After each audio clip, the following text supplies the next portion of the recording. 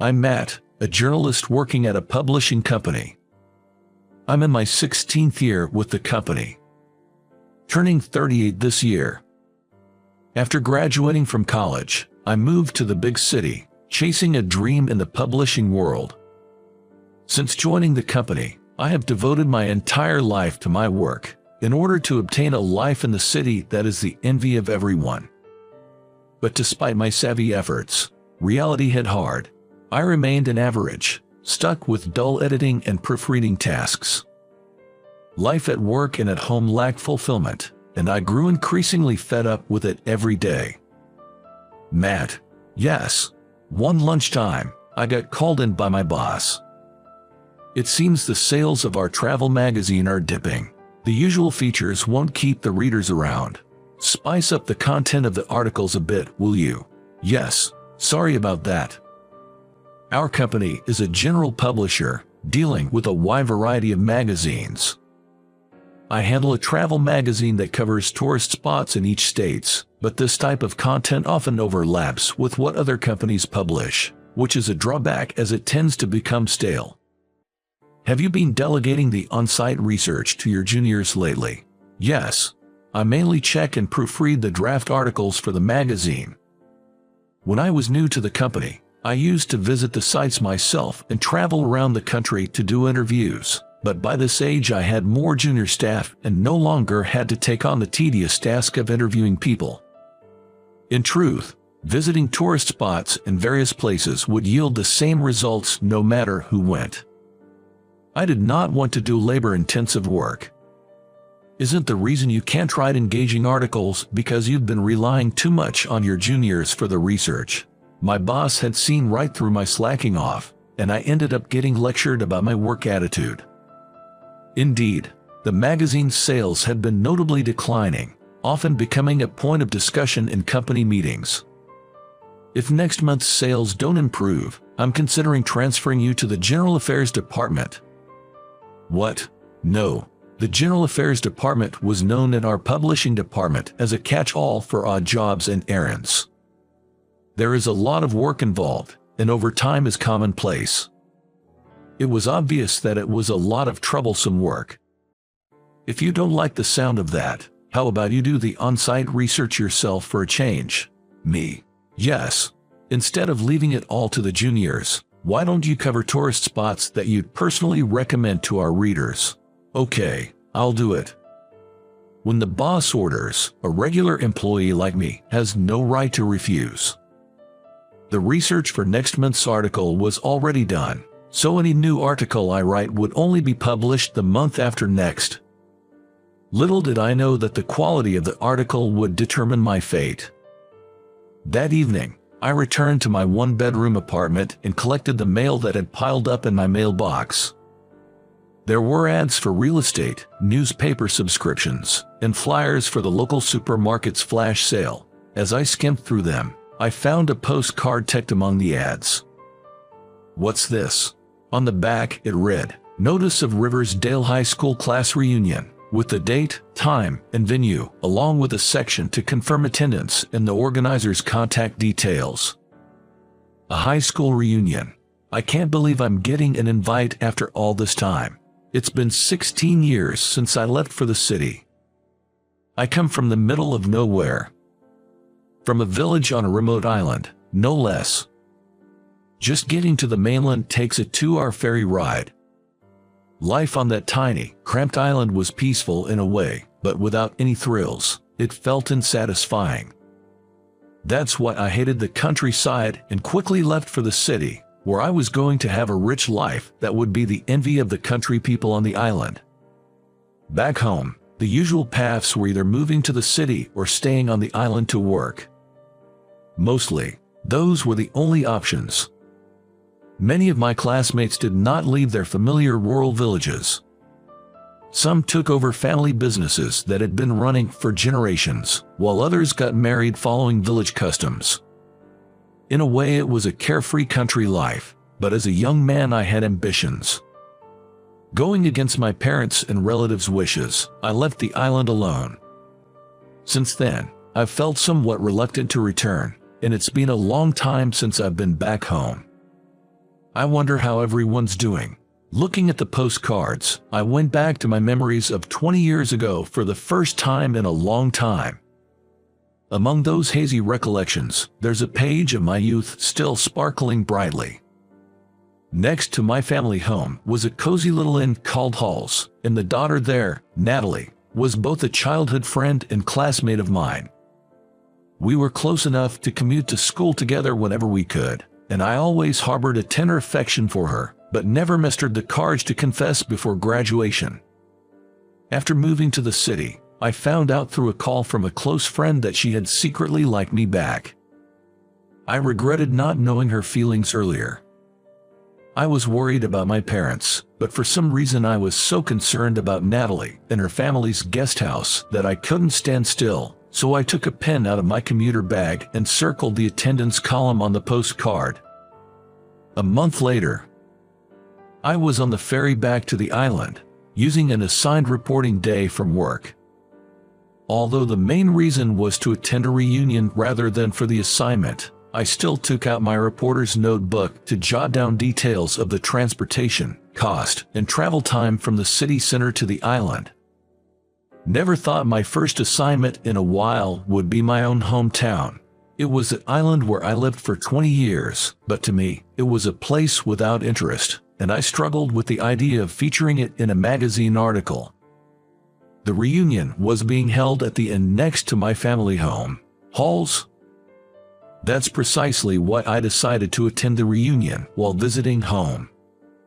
There's no use reminiscing about my youth or meeting my first love now, but as the reunion approached, I couldn't help but feel a surge of excitement as I remembered those days. Walking from the harbor to the bus stop and boarding the hourly bus, my destination was just around the corner. Nothing's changed at all. In the city, the scenery changes within a year. It's common for buildings to be renovated to keep up with the latest trends. But this island is different. It's timeless no matter when you visit. The rural landscape, surrounded by nature, seems frozen in time. As the countryside scenery flowed past the bus window, I felt as though my own time was rewinding back to high school. While being rocked by the bus, I took out my notebook and began to scribble a brief introduction to the island. 15 minutes later, getting off the bus, I climbed the familiar uphill path I knew from my school days. Back then, I had the energy to sprint up such slopes, but now just a short walk made me sweat and my breath quicken. After that, I took a casual stroll around the village and made sure I arrived at Hall's place about 20 minutes before the reunion was set to start. Hall's, just like the surrounding scenery, hadn't changed a bit since back in the day, and even the statue that stood guard by the entrance like a gatekeeper for the past 20 years was still there. When it starts to get dim, the light of the lanterns hung at the front entrance would light up, and even that orange glow was just as I remembered. As I put my hand on the door, I could faintly hear laughter leaking from inside. It seemed some of the attendees had already started drinking. With a wry smile to myself, I figured it wasn't too surprising since most of my classmates had stayed on the island and probably couldn't wait to get started. "Welcome, could it be Natalie?" "Huh, that voice, Matt." When I opened the door and stepped into the entryway, there to greet me was Natalie, clad in the inn's uniform, with a bandana wrapped around her head. "You really came." "I said I would, didn't I? It's been a while. You look well." "Yeah, you too, Matt. I heard from the organizer, Jake, that you were coming, but I just couldn't believe it." Natalie, slightly blushing, scratched her cheek with her fingertip and smiled cheerfully. Her smile, with two dimples on his cheeks, is still the same. "Thanks so much for coming all this way. It's not like I need to be thanked or anything." As I was caught off guard by Natalie's candid expression, a man dressed in the same uniform as Natalie came walking down the hall towards us. "Good evening. You must be Matt. Nice to meet you. I'm Bob, Natalie's husband." Yeah, nice to meet you, Matt." I was suddenly snapped back to reality when I saw Natalie's neighbor greeting me. Natalie is married. I'd heard through the grapevine that the eldest son of a farming family from the next village over had married with Natalie. I attended the reunion to see Natalie, but it was also to try and get past the regrets of an unrequited first love that I'd harbored since high school. Looks like everyone else is here except for you, Matt. It's a bit early, but shall we start the reunion? Natalie said with a smile, assuring me inside. I took off my shoes, stored them in the cubby, and followed her into the hall. Matt, you're late, man. Come on over here, quick. Jake, it's been a while, I said as I sat down next to Jake, who had signaled me over enthusiastically as soon as I entered the banquet hall. Jake was my closest friend since high school, and since moving to the city, the only people I'd kept in touch with were my parents and Jake. Are you doing well? You've really become a city slicker, huh? Wearing such an expensive-looking suit and all. Nah, it's nothing special. Jake had become a fisherman, taking over his family's business after graduating from high school. There were supposed to be 2 other people living in the city attending the reunion, but it seems they canceled last minute due to sudden engagements. I hear you've been slammed at work. Must be a hassle to head back to that tiny island. Moving to the big city has changed you, huh? Yeah, maybe. Sure, city life is flashy and fun, I'll give you that, but the island has its own charm. That's what I believe, anyway. As Jake chugged his beer and talked, I found myself at a loss for words. The other 2 felt much the same, I reckon. This time, it was just a chance to catch up with Natalie while I was home visiting. No denying it, going back to the rural island felt like a drag, that much was clear. Here you go, some more shrimp for you. Oh, I've been waiting for this. While Jake and I were deep in conversation, Natalie came over with a big smile, bringing some freshly prepared shrimp. The table was loaded with luxurious plates of seafood, and the high school friends chat got even more lively. Despite criticizing my hometown as a boring backwater, reminiscing with friends made me strangely buoyant, and before I knew it, I felt my frustrations clearing away. Around these old classmates, I could relax. No need to put on airs. So, how are you doing these days? Me. Yeah, you, Matt. You must be doing well for yourself, right? Tell us some stories about the city. Natalie plopped down between Jake and me, and one by one, the others joined in the conversation. Before I knew it, I became the center of attention. I'm working at a publishing company now. It's busy work, but putting a magazine together with the whole team is pretty rewarding, I'd say. Wow, look at you. Publishing is something way out of reach for a farmer's second son like me. Hana, Matt, you've got a different vibe than the rest of us island bumpkins. I'll admit, before I left for the city, I wanted to prove something to my parents and my classmates back home. I'm not meant to be contained by this countryside, I thought, rebelling and moving to the city. But the reality is, I'm stuck at work, with no remarkable success stories or achievements to boast about. I used to brag about being respected by my juniors or being in the boss's good graces, getting dragged to business golf or nightly drinks, but that was all just to protect my pride.